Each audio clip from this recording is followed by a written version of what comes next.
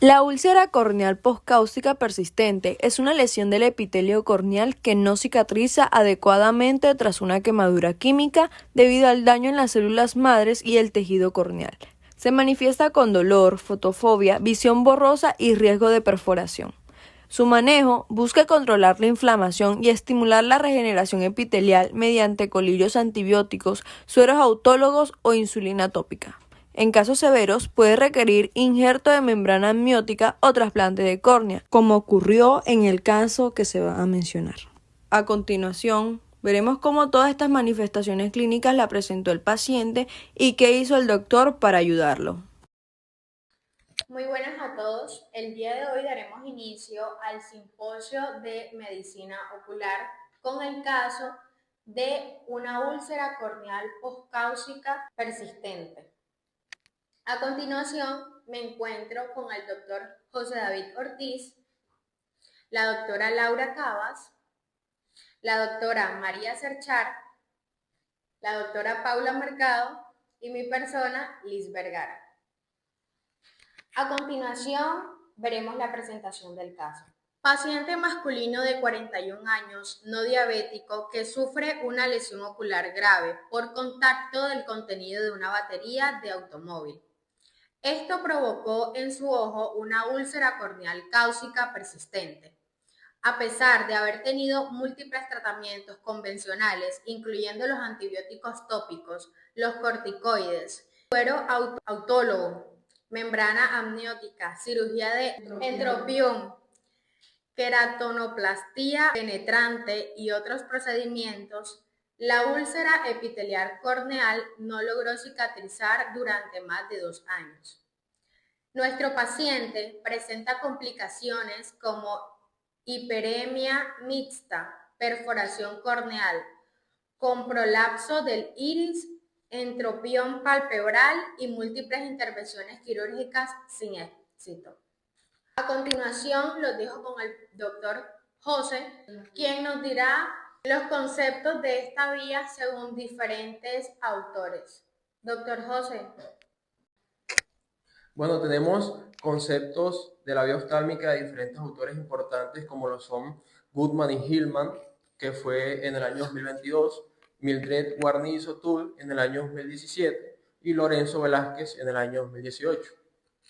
Goodman y Hillman nos propone este concepto, que dice así: la vía oftálmica es una ruta de administración tópica de medicamentos que van directamente hacia el ojo. Son utilizadas para lograr concentraciones en estructuras oculares específicas. Los fármacos aplicados en esta vía deben de ser en forma de soluciones, ungüentos o gotas. Mildred Guarnizo, en 2017, también nos propone que la vía oftálmica es un método de administración de medicamentos que se aplica en el fondo del saco inferior del ojo. Los fármacos destinados en esta vía deben de ser en forma de ungüentos o gotas, y estos se absorben a través del proceso de difusión mediante estructuras como la esclera, la conjuntiva y la córnea. Y por último tenemos a Lorenzo Velázquez, en el año 2018, nos propone que este concepto dice: la vía oftálmica se menciona como una mucosa bien irrigada en la que se absorben distintos fármacos. Las soluciones que allí se emplean deben de ser en forma neutras, isotónicas e incluso oleosas.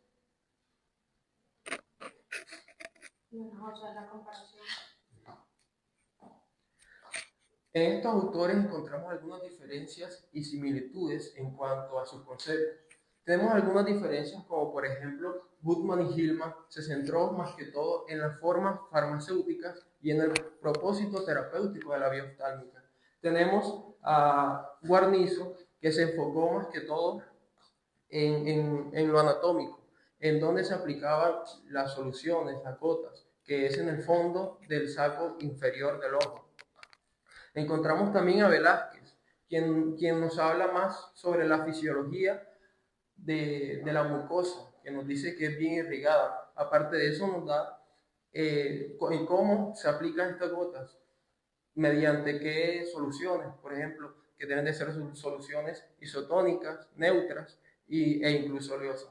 En estos conceptos encontramos también similitudes, en los que los tres autores coinciden en que la vía oftálmica es una vía de administración tópica de medicamentos que van directamente hacia el ojo, hacia estructuras oculares específicas. Además, se menciona también que los medicamentos que se presentan se presentan de forma farmacéutica, como soluciones, ungüentos o suspensiones. Esto refuerza la idea de una aplicación localizada y controlada. Muy bien, doctor José. Nos dejó muy en claro qué piensan estos autores sobre nuestra vía.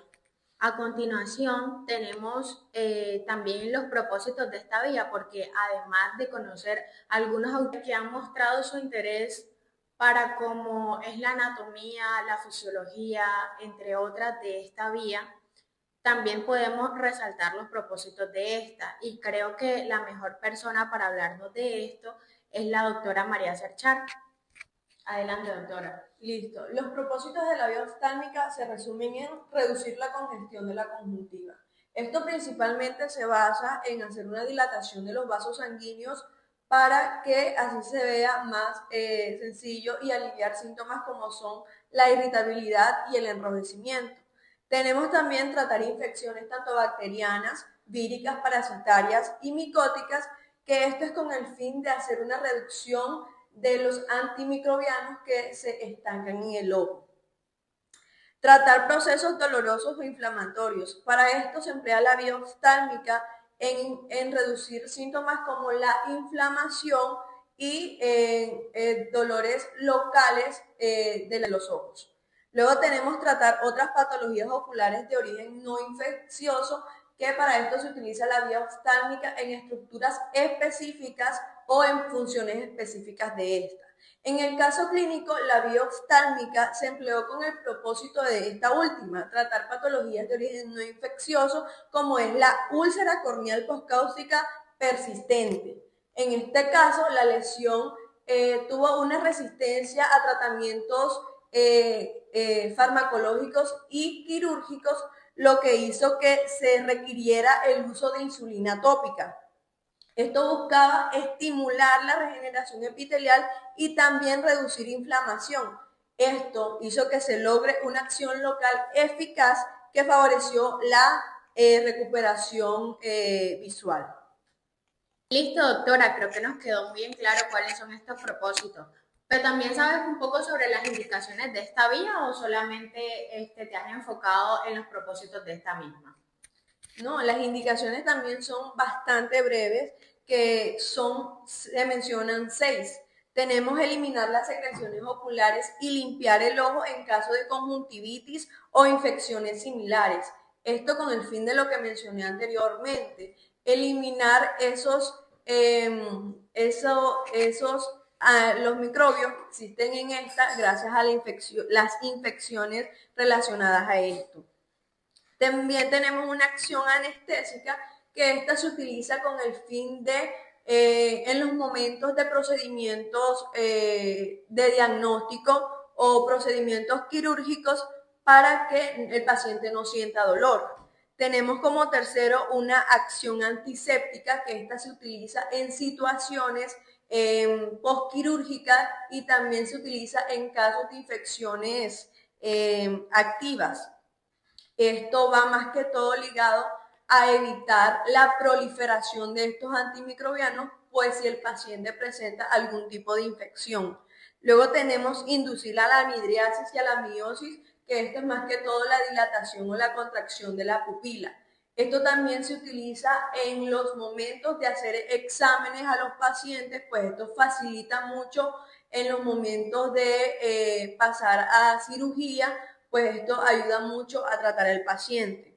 Luego tenemos que la vía oftálmica también tiene unas indicaciones de ayudar a lubricar el ojo, manteniendo la superficie de esta hidratada y protegida. Y por último, como sexta indicación, tenemos que favorece la recuperación de las lesiones epiteliales tras intervenciones quirúrgicas o daños severos.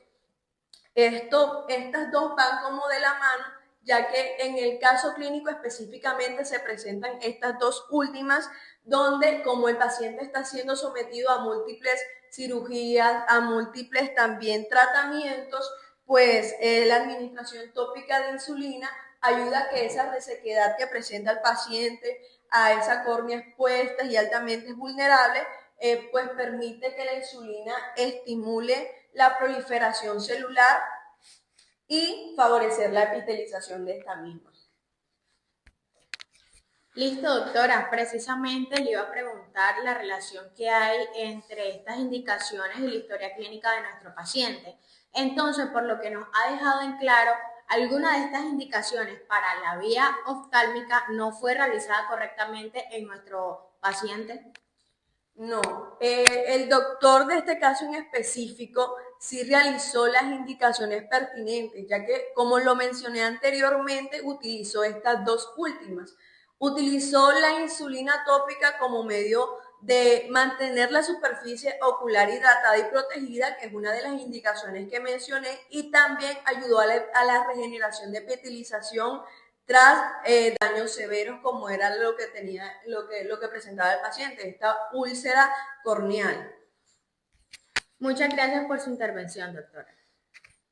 Doctora, y aparte de indicaciones sobre las precauciones y el manejo de esta, ¿qué nos podrías decir sobre eso? Bueno, empezando principalmente que la precaución máxima es realizar una limpieza del ojo antes de administrar el medicamento. Yo creo que esto es súper importante al momento de tener este paciente, porque eso ayudaría a garantizar correctamente una absorción del fármaco que vamos a administrar. Luego tenemos evitar la infección cruzada. ¿Qué nos quiere decir esto? Que al momento de administrar el fármaco no se dé una contaminación del ojo o contaminación del mismo frasco de donde viene el medicamento. Luego tenemos mantener el intervalo de cada administración de por lo menos 5 minutos, es más que todo evitando la disolución y esperando la eficacia del medicamento, porque si se administran varios medicamentos al mismo tiempo, pues esto sería una contraindicación, entonces deberíamos tener precaución al momento de esto. Luego tenemos desechar la primera porción del ungüento antes de administrar el medicamento. Esto es más que todo de eliminar posibles contaminantes que vienen en el envase. A manera de participación, veo que dentro de esta precaución que nos ha explicado usted, es más que todo procedimental a la hora de hacerle la aplicación del medicamento al paciente. Bueno, para que todos participemos, hago esta pregunta. Doctores, ¿ustedes por qué creen que esta precaución debe tenerse tan presente a la hora de proceder con el paciente cualquiera? Bueno, doctora, a mí me gustaría participar en esta pregunta porque, como lo dijo la doctora María anteriormente, al eliminar la primera porción del ungüento podemos prevenirle a nuestro paciente alguna infección bacteriana por un microorganismo presente en el ambiente. Muchas gracias por su intervención, doctora Paula. Doctora María, síganos hablando sobre estas precauciones que son bastante importantes en nuestro medio. Sí, siguiendo con las precauciones, yo creo que es importante saber que hay que evitar hacer presión en el globo ocular, más que todo porque esto puede aumentar la presión intraocular y previene daño del ojo. Luego tenemos aplicar siempre las soluciones oftálmicas antes de aplicar los ungüentos. Todo esto porque si aplicamos los ungüentos primero, pues esto crearía como una barrera e impediría la absorción de la solución oftálmica. Y por último tenemos vigilar posibles efectos derivados de la absorción sistémica. Esto también es importante, ya que hay que detectar los efectos adversos fuera del globo ocular, porque podemos aplicar algo en la vía oftálmica y puede crear, por ejemplo, una alergia en el paciente y ya las manifestaciones no serían oculares, sino en piel. Estos relacionados al caso fueron esenciales, más que todo que se manifestaron en el caso fue evitar la infección cruzada, ya que se aplicó el medicamento de forma individual y estéril. También otra precaución que se mantuvo en el caso clínico fue que se mantenieron los intervalos entre aplicaciones, 1 o 2 gotas cada 4 horas, que fue lo que recetó el médico, y esto favorece una absorción uniforme. Y por último, vigilar posibles efectos derivados de la absorción sistémica, que aunque en este caso no se reportaron signos de toxicidad, pues el doctor siempre estuvo precavido de que el paciente no fuera a tener efectos adversos a esto. Entonces, a mi parecer, el doctor que realizó el procedimiento de la insulina tópica hizo un buen cumplimiento y permitió que el tratamiento fuera seguro, bien tolerado y clínicamente efectivo. Muy bien, doctora, me parece importante esta línea que lleva usted y siguiendo con esta misma, usted nos hablaba un poco sobre hipersensibilidad y precisamente yo quería entonces adentrarme en el tema de las contraindicaciones de nuestra vía. Como primer ítem tenemos precisamente eso que usted nos ha comentado, la hipersensibilidad sea al principio activo del medicamento o alguno de los componentes que esté presente. Básicamente, el paciente puede tener alergias, sea a nivel de todo su cuerpo, a nivel específico del ojo. También tenemos contraindicaciones, sean anatómicas o por malformaciones oculares que nos imposibiliten la administración del medicamento a nosotros como el personal de la salud o a la persona que se lo está administrando. También la incapacidad de seguir instrucciones para la administración de dicho medicamento, sea por la propia incapacidad del paciente o porque no tenga los medios o los recursos para poder utilizar el fármaco. Doctores, ¿tienen alguna pregunta sobre las contraindicaciones asociándolas al caso clínico o tienen alguna duda, alguna aporte relacionándolo con nuestro caso? Yo sí tengo alguna pregunta, doctora Liz. Relacionado a lo que usted mencionó de las contraindicaciones, ¿cuál de estas estuvo presente en el caso clínico que estamos hablando hoy en el simposio? Bueno, doctora María, dentro de las contraindicaciones mencionadas anteriormente, en nuestro caso clínico, pues no se vio ninguna alteración de esta. El paciente no presentó ninguna hipersensibilidad al principio activo o a alguno de los componentes de este mismo medicamento. Tampoco tenía condiciones anatómicas o alguna malformación que le imposibilitara a él la administración de este mismo. Y pues el paciente estaba en sus 3 esferas y estaba en capacidad de seguir instrucciones. Muchas gracias. Bueno, ahora hablando un poco sobre la anatomía, pero esta anatomía la vamos a dividir en dos: anatomía macroscópica y anatomía microscópica. Creo que la doctora mejor preparada para hablarnos sobre esta anatomía macroscópica es nuestra doctora Laura. Doctora Laura, adelante. Sí, doctora, si nos referimos a las estructuras anatómicas macroscópicas del ojo y sus anexos, que son los que intervienen o están involucrados cuando se administra un fármaco por la vía oftálmica, entonces sí, podemos describir una anatomía relevante. En el ojo humano o globo ocular es un órgano esférico ubicado dentro de la órbita ósea del cráneo, como lo podemos observar en la imagen. Macroscópicamente está compuesto por 3 capas principales: la túnica fibrosa externa formada por la esclerótica y la córnea transparente en su porción anterior, la túnica vascular media conformada por la úvea, que incluye la coroides, el cuerpo ciliar y el iris, y la túnica interna, o sea, la retina.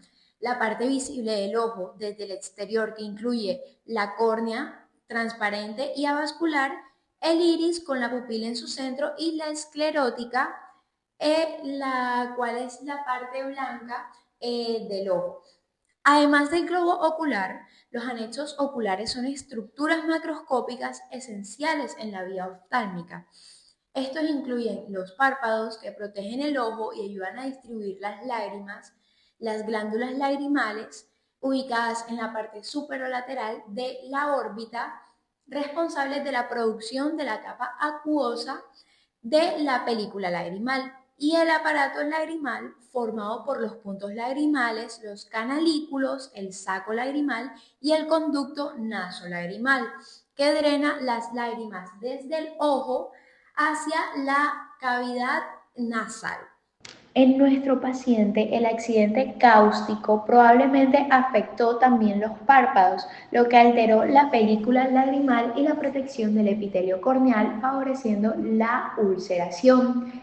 El entrompión quirúrgico posterior o inversión del borde palpebral aumentó la fricción mecánica sobre la córnea, dificultando la cicatrización. El parpadeo deficiente, por último, o irregular, después del daño palpebral, afectó la distribución del colirio, lo que puede explicar la lenta respuesta inicial al tratamiento. Excelente, doctora, pero también tengo entendido que el aparato lagrimal se divide en dos, en los glandulares secretores y en el sistema de drenaje. ¿Qué nos puede hablar usted sobre esto? Claro, el aparato lagrimal está formado por la glándula lagrimal y las vías lagrimales. La glándula lagrimal se localiza en la parte superolateral de la órbita, dentro de la fosa lagrimal del hueso frontal, y está dividida en dos porciones. Una porción orbitaria más grande, situada por encima del músculo elevador del párpado superior, y una porción palpebral más pequeña ubicada por debajo del mismo. Su función principal es la secreción de las lágrimas, un fluido que lubrica la superficie ocular, facilita el movimiento de los párpados y elimina las partículas extrañas. Las lágrimas producidas por la glándula se distribuyen sobre la superficie del ojo gracias al parpadeo y llegan hasta el ángulo medial donde se encuentran los puntos lagrimales. Pequeños orificios situados en el borde libre de cada párpado. Desde estos puntos se inicia el sistema de drenaje lagrimal, que continúa por los canalículos lagrimales superior e inferior, los cuales se unen para formar el canalículo común. Que desemboca en el saco lagrimal. Este saco se localiza en la fosa lagrimal, formada por el hueso lagrimal y el maxilar, y se continúa inferiormente por el conducto nasolagrimal, encargado de drenar las lágrimas hacia el meato inferior de la cavidad nasal. Este trayecto explica la sensación de goteo nasal cuando se llora, ya que el exceso de lágrimas pasa directamente hacia la nariz. La acción de bombeo durante el parpadeo facilita este drenaje, asegurando el mantenimiento de la película lagrimal uniforme sobre la córnea. Ahora, en relación a nuestro caso, en lesiones químicas, el lavado con suero fisiológico fue fundamental para eliminar el agente cáustico antes de su absorción a través del epitelio conjuntival o el drenaje nasolagrimal. Por otro lado, el uso de colirios repetidos como la tobramicina, la desametasona o la atropina dependió del correcto funcionamiento de este sistema. Un drenaje lagrimal acelerado habría disminuido la biodisponibilidad ocular. Por último, al aplicar el colirio de insulina, probablemente se recomendó comprimir el saco lagrimal para aumentar el tiempo de contacto corneal y reducir la pérdida hacia la nariz, maximizando así la absorción local. Ok, doctora, entonces esos pequeños puntos que están ubicados en las partes mediales de los párpados, solamente con un parpadeo logran las lágrimas ingresar a este mismo, o ¿cómo sería el proceso? Sí, doctora, muy bien explicado, así como usted lo menciona. En cuanto a la musculatura extraocular, el ojo está controlado por 7 músculos extrínsecos, 4 rectos, superior, inferior, medial y lateral, 2 oblicuos, superior e inferior, y el músculo elevador del párpado superior. Los 4 músculos rectos se originan en el anillo tendinoso común o anillo de zinc, situado en el vértice de la órbita, y se insertan en la esclera formando un cono muscular que rodea el nervio óptico. El recto medial produce la aducción del ojo, el lateral la abducción, El superior lo eleva y lo rota medialmente, mientras que el inferior lo deprime y lo rota lateralmente. Los movimientos oculares son precisos gracias a la coordinación neuromuscular controlada por los nervios craneales 3, oculomotor, 4, troclear y 6, abducente. El músculo oblicuo superior, por su parte, se origina en el cuerpo del esfenoides, pasa por la polea fibrosa llamada tróclea y se inserta en la parte superolateral de la esclera. Su función principal es deprimir el globo ocular cuando está en aducción y producir una rotación interna o intorsión. En contraste, el oblicuo inferior nace del piso de la órbita en la cara medial del hueso cigomático y se inserta en la parte posterolateral inferior de la esclera, siendo responsable de la elevación y rotación externa o extorsión del ojo cuando está aducido.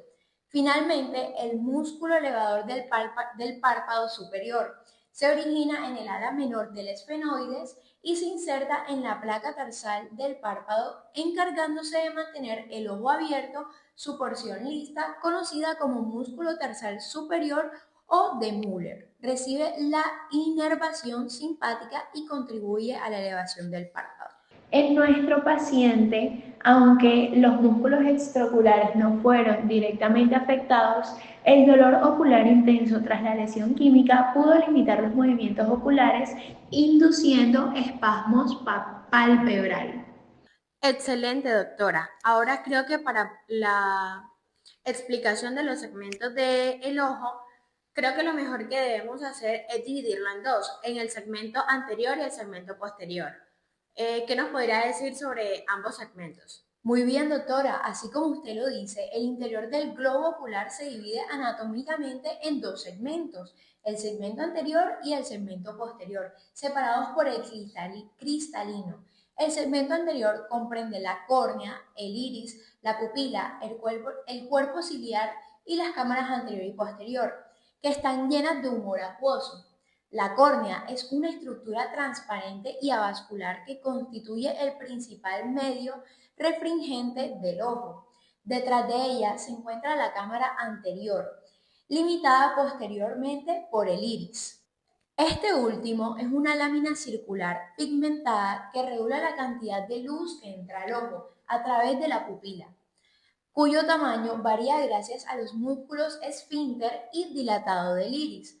Posteriormente se ubica en el cuerpo ciliar, encargado de la producción de humor acuoso y del ajuste cristalino durante la acomodación visual.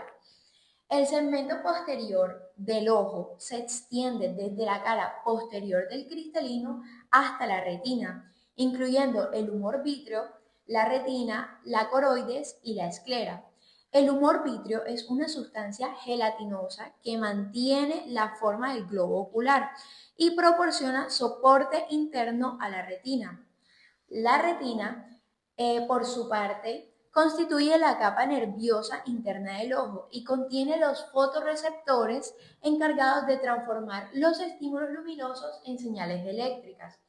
Detrás de la retina se encuentran las coroides, como lo dije anteriormente, una capa vascular que nutre las estructuras internas, y externamente la esclera que da protección y forma al ojo. Teniendo en cuenta nuestro caso clínico, el daño cáustico afectó principalmente el segmento anterior, especialmente el epitelio corneal y el iris. La perforación corneal con prolapso del iris evidencia una pérdida de la integridad anatómica entre la cámara anterior y la superficie corneal. Por último, la acción del corilio de insulina fue local, estimulando la regeneración epitelial sin llegar al segmento posterior, donde la penetración del fármaco es mínima. Excelente explicación sobre la anatomía macroscópica. ¿Nos puede hablar un poco y en breve sobre la anatomía microscópica? Por supuesto. La superficie anterior del ojo está recubierta por dos tejidos principales, la conjuntiva y la córnea. La conjuntiva es una membrana mucosa compuesta por epitelio cilíndrico estratificado no queratinizado con células calciformes productoras de mucina y un estroma subyacente rico en vasos sanguíneos y linfáticos. Esta vascularización permite cierta absorción sistémica de los fármacos, aunque su función principal en la vía oftálmica es actuar como reservorio temporal del medicamento antes de su drenaje y absorción corneal. La córnea, en cambio, es la estructura más relevante para la penetración del fármaco hacia el interior del ojo. En relación a nuestro paciente, la quemadura cáustica dañó el epitelio conjuntival, destruyendo las células calciformes y alterando la película mucosa protectora, lo que favoreció la desecación y la ulceración corneal. Los fármacos como la atropina se usaron para reducir el dolor y prevenir adherencias entre el iris y el cristalino durante el proceso de cicatrización. Por último, la presencia de receptores insulínicos en la córnea e iris explicaría la acción reparadora del colirio de insulina, estimulando la proliferación epitelial y la regeneración tisular. Histológicamente está conformado por 5 capas. El epitelio corneal, el cual es un epitelio escamoso, estratificado, no queratinizado, con uniones estrechas que constituyen una barrera lipídica eficaz contra las sustancias hidrosolubles. Lo podemos apreciar con la primera flecha. Seguimos con la membrana de Bowman, la cual es una capa acelular de colágeno resistente. Seguimos con el estroma corneal, el cual es la capa más gruesa compuesta por láminas regulares de colágeno tipo 1 y queratinocitos con baja hidratación. Esto es una barrera para las moléculas liposolubles. Seguimos con la membrana de Descemet. Es una lámina basal gruesa secretada por el endotelio y finalmente con el endotelio corneal, que es una monocapa de células hexagonales que regulan la hidratación del estroma y no se regenera en humanos. Debido a esta organización, la córnea actúa como una barrera selectiva.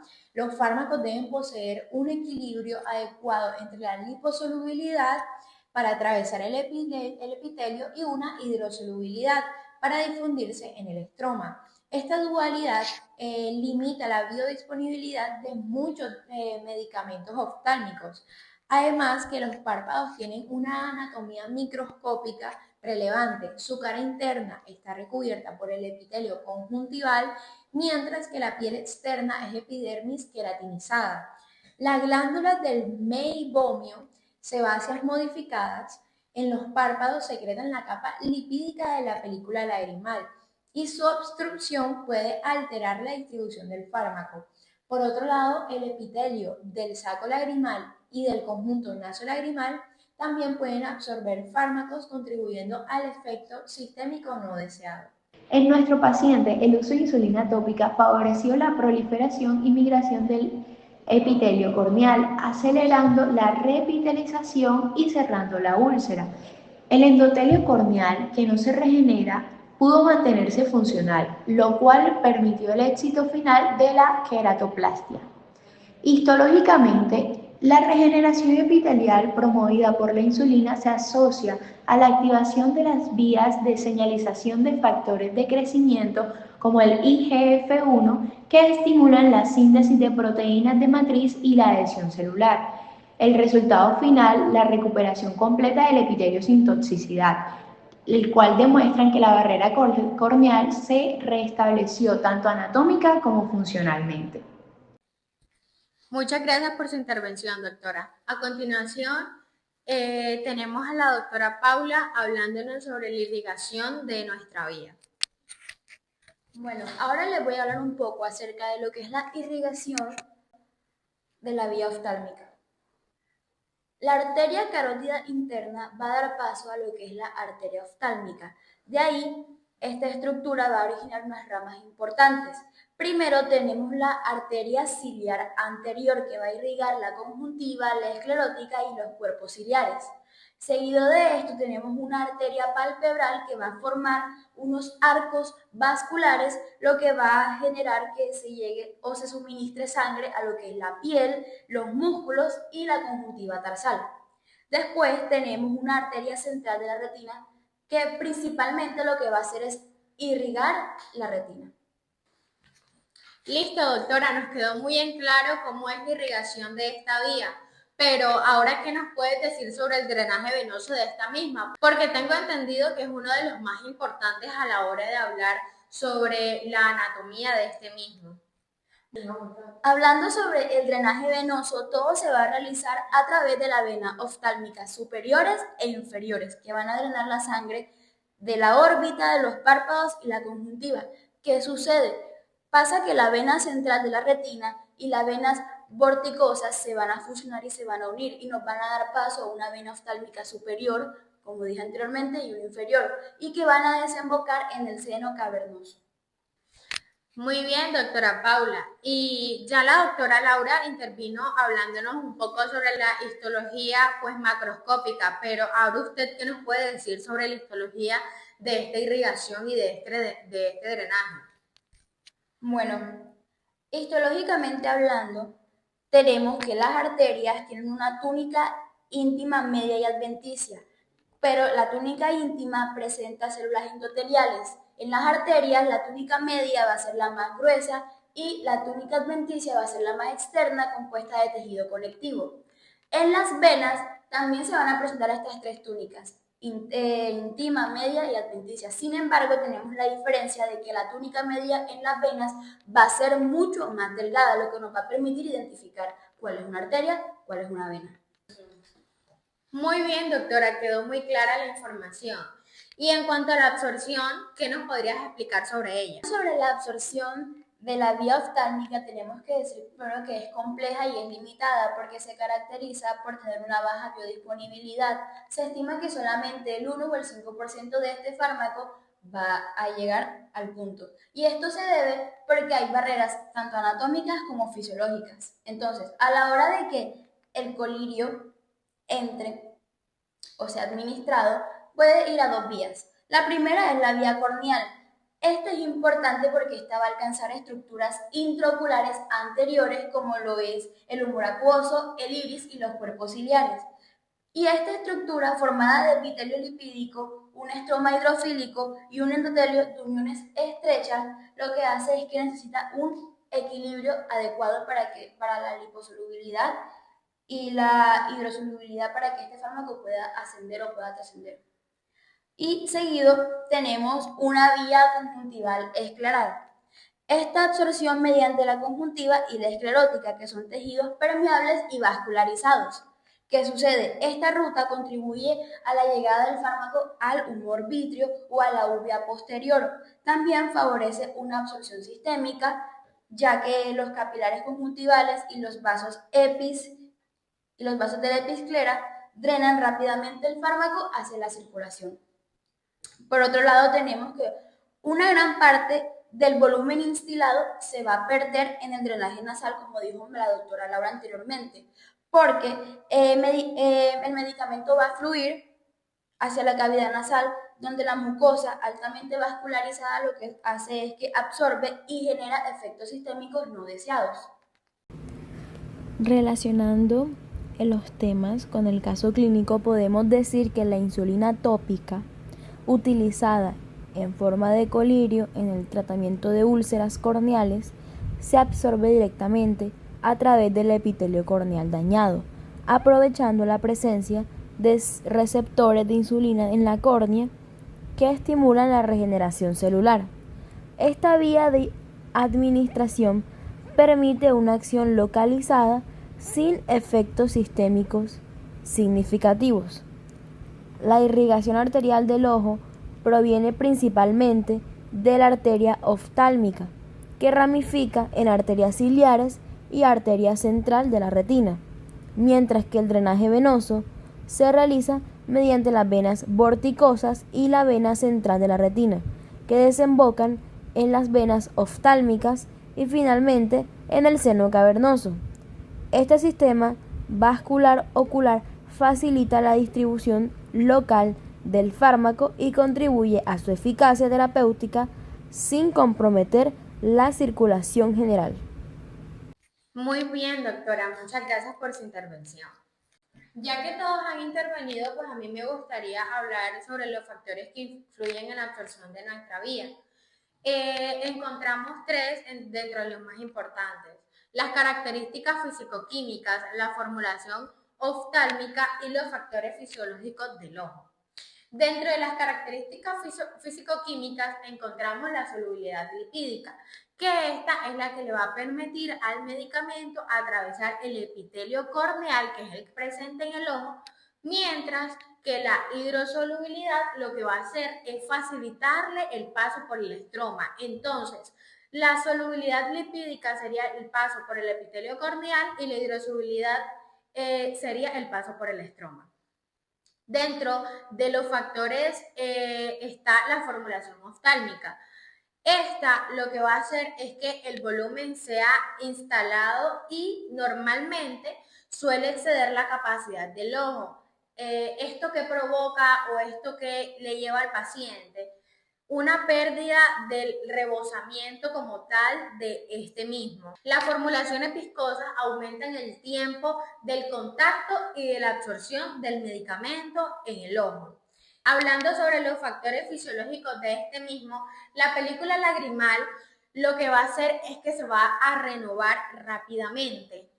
El drenaje nasolagrimal de esta se desvía normalmente a la hora de suministrar el medicamento. Y la barrera corneal, de la que nos estaba hablando la doctora anteriormente, va a limitar la absorción y la degradación del mismo fármaco. Dentro de las formas farmacéuticas de esta vía, creo que el más indicado para hablarnos sobre esto es el doctor José. Doctor José, adelante. Bueno, en cuanto a la forma farmacéutica tenemos varios tipos, como lo son soluciones oftálmicas, inyecciones intravítreas, soluciones lavables, pomadas, geles oftálmicos y ungüentos. Estos últimos cabe destacar que son semisólidos. Hablemos primero de los líquidos. Las soluciones oftálmicas y las inyecciones intravitreas, totalmente estériles, están compuestas por agua, ingrediente activo, conservantes, solventes, buffer, agentes viscosos, estabilizadores y humectantes. También tenemos las soluciones lavables. Estas están compuestas por electrolitos, agua, agentes tamponantes y conservantes suaves. También tenemos los semisólidos, como lo son las pomadas, los geles oftálmicos y los ungüentos.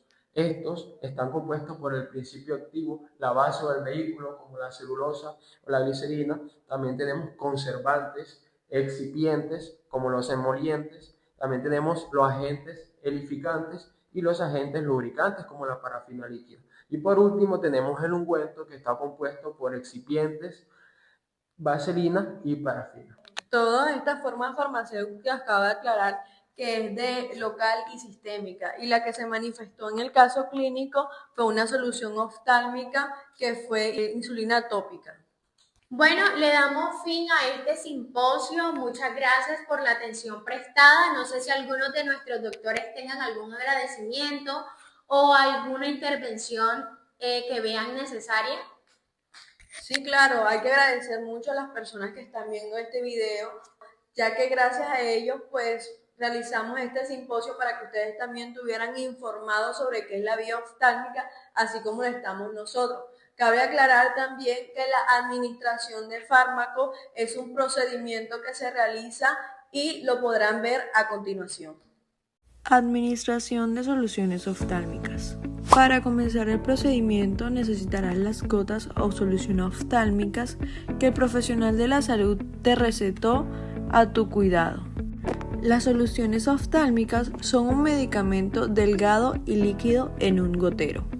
También necesitarás un paño limpio y guantes desechables. Como siempre, no olvides lavarte las manos y también ayúdale a la persona a tu cuidado a lavarse las suyas. Es buena idea usar guantes si vas a estar en contacto con sangre o líquidos corporales como la secreción de los ojos. Con el paño húmedo limpia la zona de los ojos desde la esquina interior hasta la esquina exterior del ojo. Si estás limpiando ambos ojos, usa una parte nueva del paño para cada ojo para evitar propagar infecciones o bacterias de un ojo al otro. Entre las manos, mezcla la solución oftálmica para evitar que se formen burbujas por sacudirlo. Es más fácil colocar la gota si la persona a tu cuidado está acostada, así que haz que se acueste en la cama o en un sofá. Sostén el gotero con tu mano dominante y con la otra baja suavemente el párpado. Si puede, esto creará una pequeña bolsa entre el ojo y el párpado inferior.